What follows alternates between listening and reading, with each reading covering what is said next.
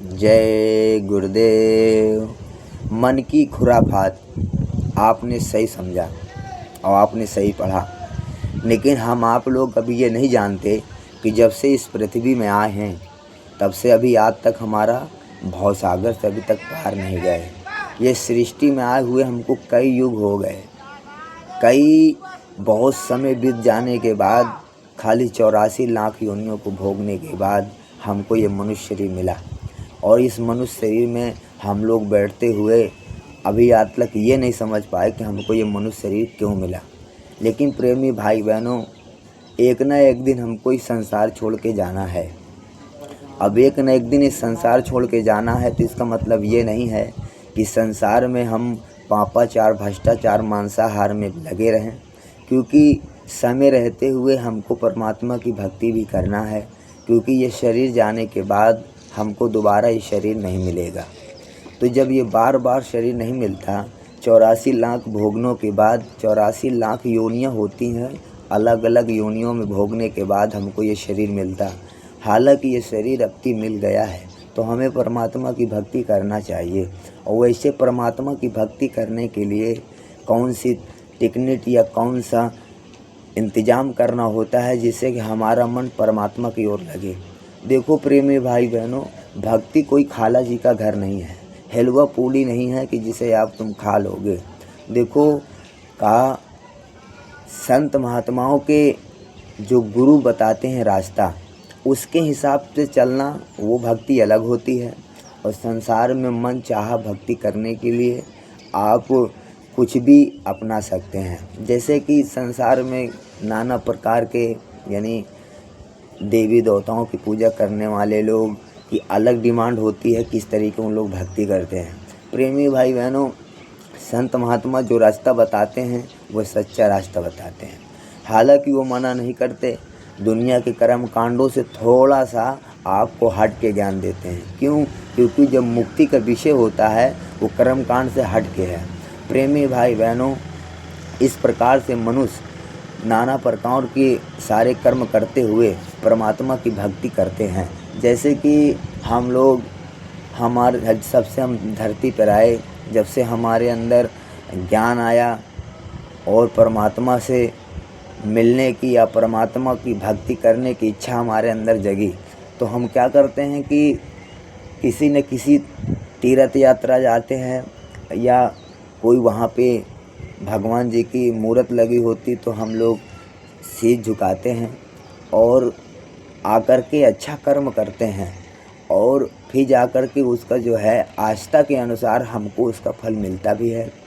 और लेकिन रही बात मुक्ति की, तो मुक्ति बहुत बड़े विषय बना हुआ है, क्योंकि साहब कबीर कहते हैं कि गुरु वही जो सत्य बतावे और गुरु कोई काम ना आवे। तो हमको गुरु के बताए हुए अनुसार चलना चाहिए, क्योंकि जब हम लोग ये इस पृथ्वी में आए तो हमारे सबसे पहले हमारे जो गुरु हुए वो माता पिता हुए। प्रेमी भाई बहनों, जब हम थोड़े से बड़े हुए तो हमारे माँ पिताओं ने हमारा नाम स्कूल में लिखाया। स्कूल में लिखाने के बाद हमको वो दूसरे गुरु मिले जो उन्होंने भौतिक ज्ञान या भौतिक का अक्षर का जो हमें जानकारी दी, जिससे हम लोग उस अक्षर को पढ़ करके देखो आज लोग बड़े बड़े नौकरियां पेशा करते हैं। लेकिन प्रेमी भाई बहनों, इससे मुक्ति नहीं है।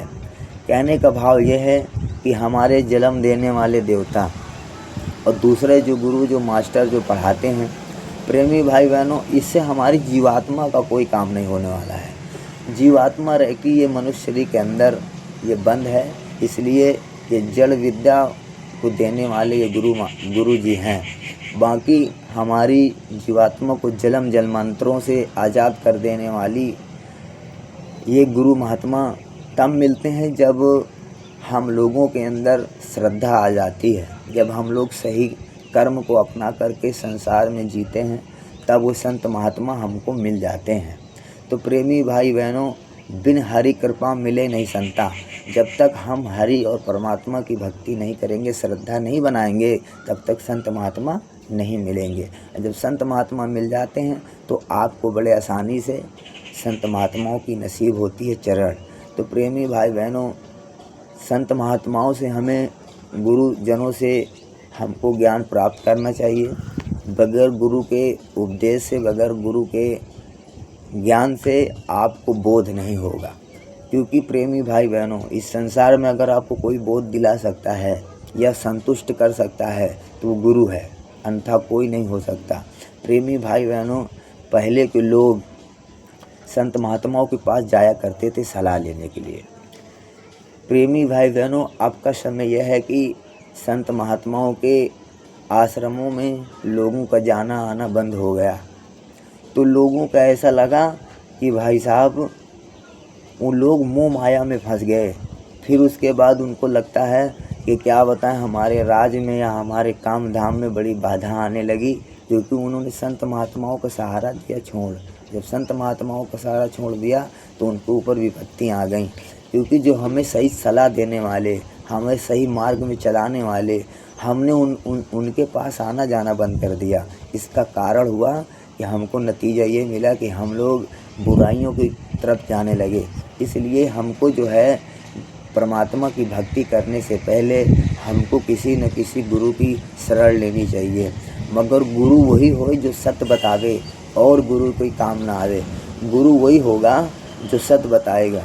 प्रेमी भाई बहनों, संत महात्मा बड़े प्रेम से समझाते हैं कि बच्चा, ये ज़िंदगी और ये शरीर जो आपको मिला है, जो आपको समय है, इसे आप व्यर्थ ना गंवाएं।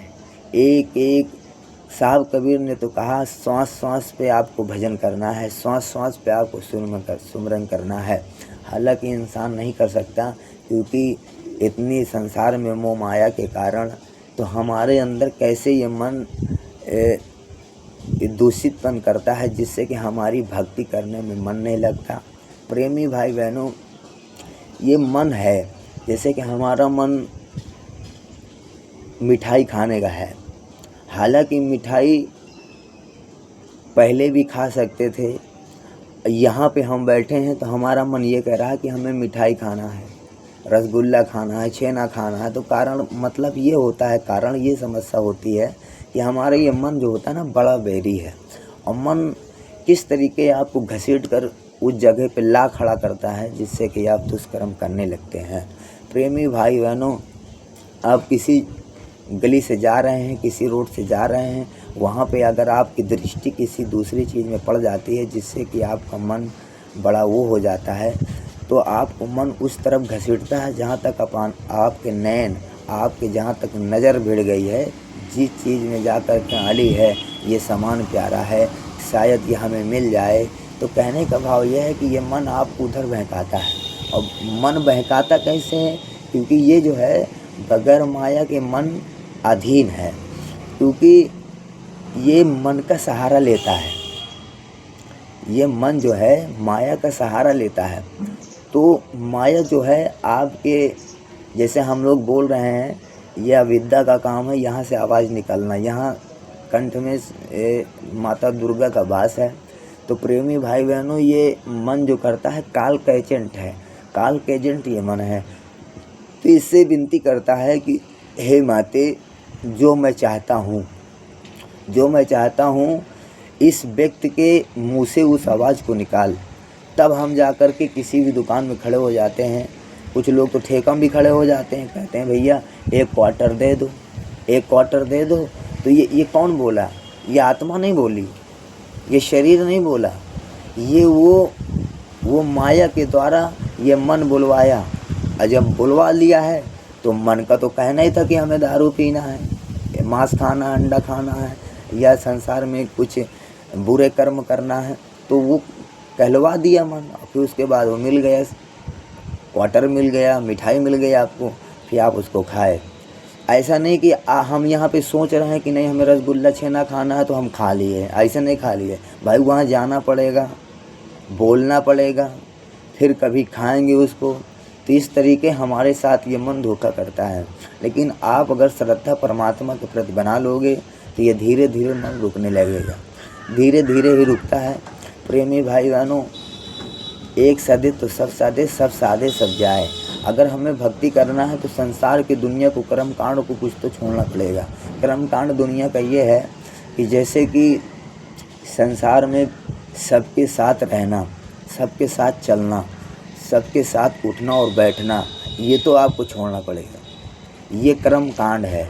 जैसे कि लोग कर्म कर रहे हैं और नाना प्रकार का, और आप भी वहीं पे जा रहे हैं, आपके भी मन में आया कि लो हम भी कर लें, तो ये कर्म कांड है। आपको उससे छोड़ करके सतगुरु की भक्ति करना है, जिससे कि उनसे बताए हुए रास्ते पे चलना है, तब परमात्मा मिलेगा। ऐसे परमात्मा ना ही किसी को मिला है, ना ही कभी मिल सकता, और न ही भविष्य में मिलने वाला है।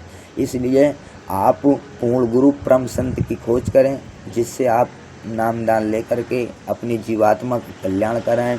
जैसे कि हमारे परम संत बाबा जय गुरुदेव जी महाराज हैं, इसीलिए कहते हैं हाथ जोड़ विनती करूं, धरू चढ़ के शीस, बाबा जी गुरुदेव ने दियो नाम बख्शीस। प्रेमी भाई बहनों, उस नाम की दौलत जब आपको मिल जाएगी, जब आप उसको बड़े प्रेम और बड़े श्रद्धा के साथ विश्वास करेंगे, सेवा करेंगे, भक्ति करेंगे और उस मालिक का दीदार करेंगे। ऐसा नहीं है धीरे धीरे रे मना, धीरे से सब कुछ होए, माली सींचे 100 घड़ा रित फल आए होए। प्रेमी भाई बहनों, धीरे धीरे आप लोग काम करते रहेंगे तो आने वाले समय में आपका काम हो जाएगा। आपका काम होने का मतलब यह है कि यह जीवात्मा का रास्ता बड़े आसान हो जाएगा, और जब आप सतगुरु से जुड़ जाएंगे। क्योंकि प्रेमी भाई बहनों, गुरु एक चुम्बक होता है, गुरु एक चुम्बक होता है जो जीवात्माओं को घसीटता है। प्रेमी भाई बहनों, लेकिन हम लोग जब चुम्बक के करीब जाएंगे तब ना, अभी तो संसार में हम फंसे हुए हैं। तो सभी संसार में सभी माताओं बहनें या सभी भाइयों से मेरा यही हाथ जोड़ के विनती है कि आप लोग अपने आप को जानो। हम अपने आप को ये जानो कि देखो मैं एक जीवात्मा हूँ जो कि यहाँ के रहने वाली नहीं हूँ। एक न एक दिन हमें ये शरीर छोड़ना है, तो छोड़ के जाना है। तो कैसे जाना है, बीच का सफ़र कैसे होगा, खाने के लिए क्या ले जाना है, तो ये पूरा इंतज़ाम सोचना है। क्योंकि जीवात्मा का जो भोजन है, ये भोजन नहीं है जो हम लोग अन्न खाते हैं। जीवात्मा का भोजन है भजन भक्ति है। लेकिन इस शरीर का जो भोजन है वह अन्न है, जो कि हम खेती बाड़ी में बड़े आसानी के साथ मेहनत करते हुए हम लोग उसे प्राप्त कर लेते हैं। प्रेमी भाई बहनों, उसी प्रकार से ये भी प्राप्त हो जाएगा, बस थोड़ा से परमात्मा की भक्ति करना है। प्रेमी भाई बहनों, यदि हमसे कोई कहने और सुनने में भूल हुई हो तो वैसे भी हमें कुछ आता नहीं, हम महाअज्ञानी हैं। अगर ज्ञानी होते तो लोग कह नहीं देते कि भाई तुम भक्ति करते हो, तुम्हें क्या मिला। अगर तुमको मिला होता तो तुम इस संसार में ऐसे वैसे सब हर जगह आप न जाते। तो प्रेमी भाई बहनों, मैं ये बतलाना देना चाहता हूँ कि ऊंचे जन्म का कुल ऊंचे जन्म का जन्म यहाँ करनी ऊंच न होए। प्रेमी भाई बहनों, ऊंचे घर के में जन्मने वाला मनुष्य जो कि रईस होता है, उसकी करनी ऊंच नहीं होती। उनके बुजुर्गों ने जो भी थे वो ऊंचे थे, लेकिन उस कुल में आपका जन्म हुआ है, लेकिन आपकी करनी उस जैसे नहीं है। वो लोग महान थे, वो चरितमान थे, वो भक्ति करने वाले थे। भाई आप भक्ति नहीं करते ना, इसका मतलब यह है कि आपकी करनी सही नहीं है। तो इससे ये पता चलता है कि ऊंचे पानी ना टिके नीचे ही ठहराए, नीचे भर भर पिए ऊंचे प्यास का। इसलिए हमको जो है नीचे बन के रहना है, छोटे बन के रहना है।